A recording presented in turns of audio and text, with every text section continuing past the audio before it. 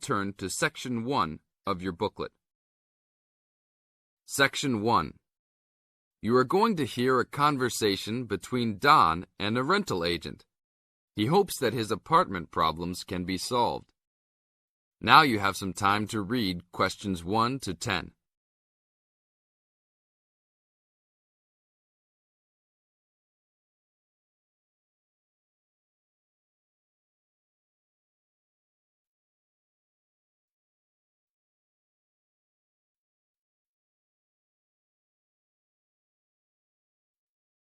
Now listen carefully and answer questions 1 to 10. Good morning. I am a rental agency. How can I help? Oh, hello. I'm ringing about some problems I'm having with my apartment. Yes, of course. If I can just get a few details first. What's your name? Don Chester. How do you spell that? Chester. Okay. And the address? Apartment 4, 18 Ruby Lane. Ruby Lane. And that's in... In Newbridge. Oh, yes, I know the one. Could I ask how long is the lease? It's for a year. And you moved in on... Last week, on 24th May. Good, thanks. Now, what are the problems you found? Well, nothing too serious, you know, but a few things that have been building up over a few days. Yes, of course. Well, the first thing is the fridge. The seal on the door is decayed, and we have a small child and need to keep milk cool, so we need to get that done straight away. Okay, that's the fridge for immediate repair. And then there's a little problem with the gas water heater. Uh-huh. The switch is broken. Right. It's not serious and we can still use it. But if you can send somebody over in the next couple of weeks or so, that'd be great. Okay, I've got that. Then we're worried about the front windows. Are they broken? No, but there are no blinds on them. And you know, with privacy these days... And when would you like those done? Oh, it's not really urgent. But there are only thin curtains on the windows, and people are walking past. Yes, we'll have those done for you by next week, don't worry. And then there's the front door lock. It's getting quite annoying. It often jams, and we sometimes have to fiddle with it for minutes before we can get in the apartment. I'd really like to get that fixed up right away. That's no problem. And then the last thing is the shower curtain. It's torn. Oh, right. We can get a new one and have it to you in the next week, if that's all right with you. Yes, that's okay. Anything else? No, that's all. Okay, fine. What we'll do now is get someone over to you this afternoon if you're home. Well, I'll be out for a short while. Okay. Tell us your preferred times. Well, the best time is about 2 o'clock. I'd have to check that with him. And if he can't get there then, what would be your second preference? Oh, any time up to 6 p.m. would be fine. Okay, I've got that. Great. Thanks very much. That's fine. Thank you for calling. Goodbye. Goodbye. This is the end of Section 1. Now you have half a minute to check your answers.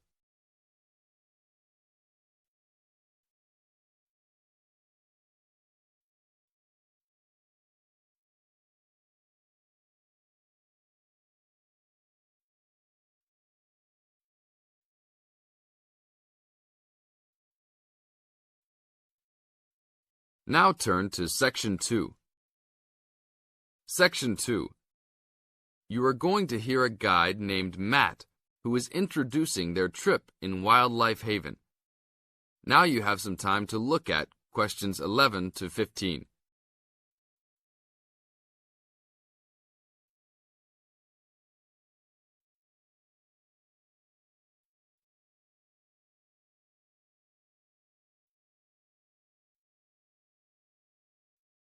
Now listen to the first part of the introduction carefully and answer questions 11 to 15. Well, good morning, everybody. My name's Matt, and I'm one of the 3 guides here at Wildlife Haven. Our job is to make sure that you all have a great time here with us and go home feeling happy and relaxed. As you can see, we're away from the city in a remote area between a national park and the sea. To encourage you to relax, there are no radios or TVs, and the only phones and newspapers are in the office. So, if peace and quiet is what you've come for, this is the place to be. From your cabin on the hill, you'll find you have the national park behind you, and you can look out from the sea from your front balcony. Your luggage will be unloaded from the bus and taken to your rooms in a few minutes. Once you have picked up your key at reception, please locate your room and check that all your luggage has arrived. The daily program here at Wildlife Haven is flexible and only as demanding as you want it to be. You should each have a brochure setting out the facilities and various walking tracks you can take. And on the bus, you are given a green sheet setting out a number of group tours in the coming week. If you want to join any tour, just write your name and room number on the relevant sheet along the wall here. Tomorrow, there is a beachcombers and rock hoppers tour exploring marine life in the rock pools along the beach. Or, if you'd prefer to go inland, there's a guided forest walk that takes you off the walking tracks. If you want to catch some lunch, you could join the beach fishing expedition. And at night, you'll see there is a moonlight forest walk that leaves each night at 7 p.m. So there is plenty to choose from at Wildlife Haven, and of course, that includes just sitting on your balcony watching the waves roll in. But I would recommend my favorite tour, the Waterfall Walk. This departs at sundown each day and also provides the opportunity to have a moonlight swim. Now you have some time to look at questions 16 to 20.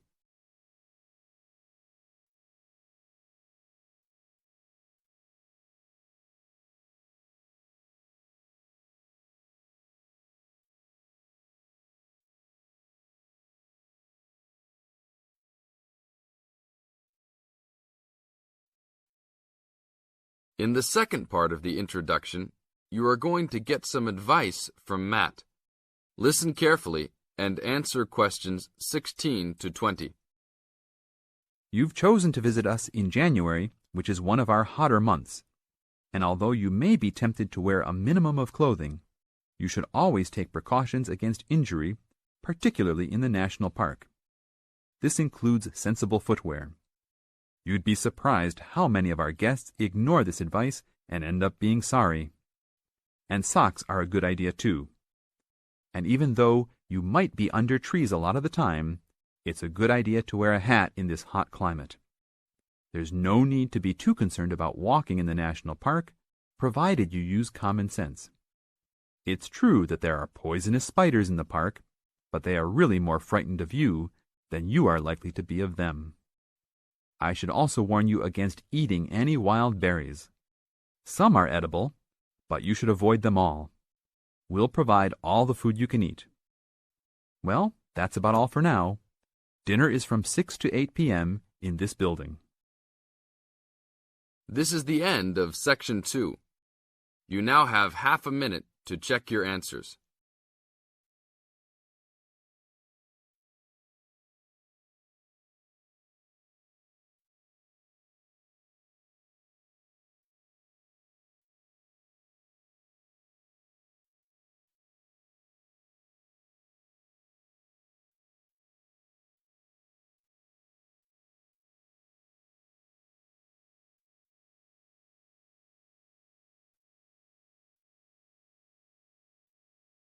Now turn to Section 3. Section 3. You are going to hear a conversation between Bill and the counselor.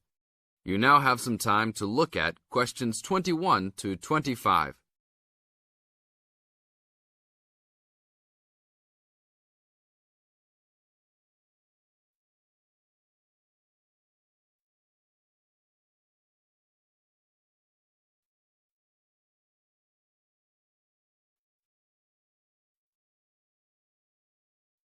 Now, listen to the conversation carefully and answer questions 21 to 25 by circling the correct letter A, B, or C. Hello, Bill. What can I help you with? Well, I was talking with a friend of mine who's doing a medical course, and he said that before I start taking sleeping pills, I should see you. I see. Well, I can't prescribe any medicine, Bill, and I prefer not to encourage anybody to take sleeping pills. What I can do is to help you look at why you're not sleeping. Okay, but I think it's because I don't know how to handle all the work. I found that new students find college very different to school. The biggest difference seems to be that you have to get used to working more independently at college, and this can be difficult to pick up straight away. You can feel that you're not quite in control of it all. That's right. I mean, with only a few lectures and tutorials each week, it looks like an easy workload, but then you suddenly realize that there are assignments, tests, and exams. I know I'm not the only one. I really prefer to work quietly in the library where the resources are, but its hours just don't suit my work and sleep habits. Yes. Having a lot of time to manage and having to arrange to get everything done and still have time left over to relax and feel refreshed usually needs careful planning. Yeah, that's right. I know. But it's hard to get started. My medical mate said you can help with getting organized, and I sure need it. Okay then. I need to get a few details about your timetable and any other commitments. You can put them all down on this form if you like. Now you have some time to look at questions 26 to 30.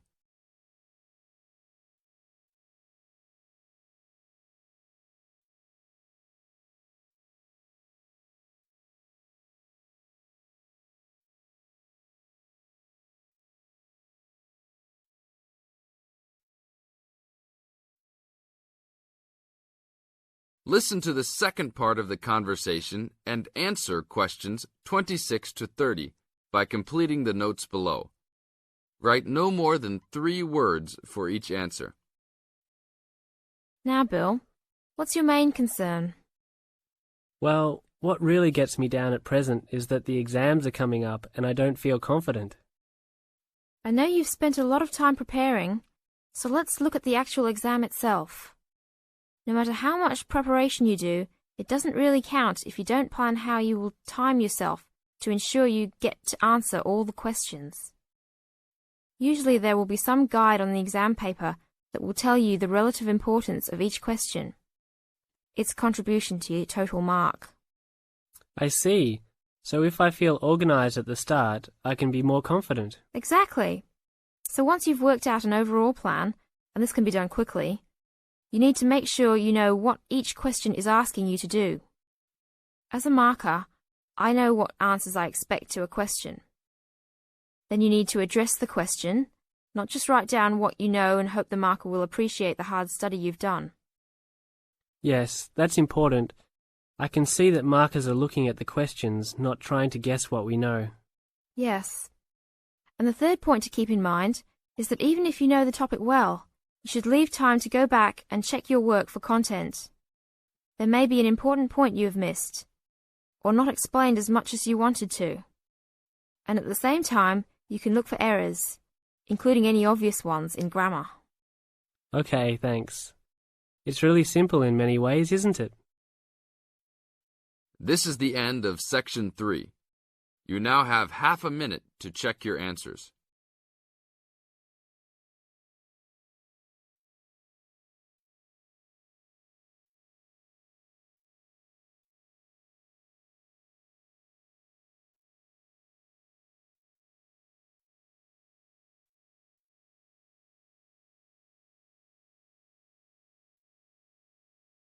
Now turn to Section 4. Section 4. You are going to hear a talk given by Jim Allen. He is going to share some of his findings of his research. Now you have some time to look at questions 31 to 40.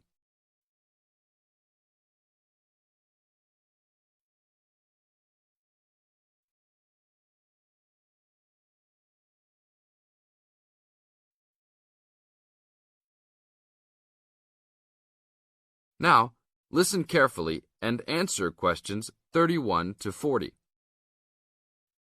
Good morning. Today we'll be hearing from Jim Allen, who will be sharing some of the findings of his research project from last term. Jim. Thanks.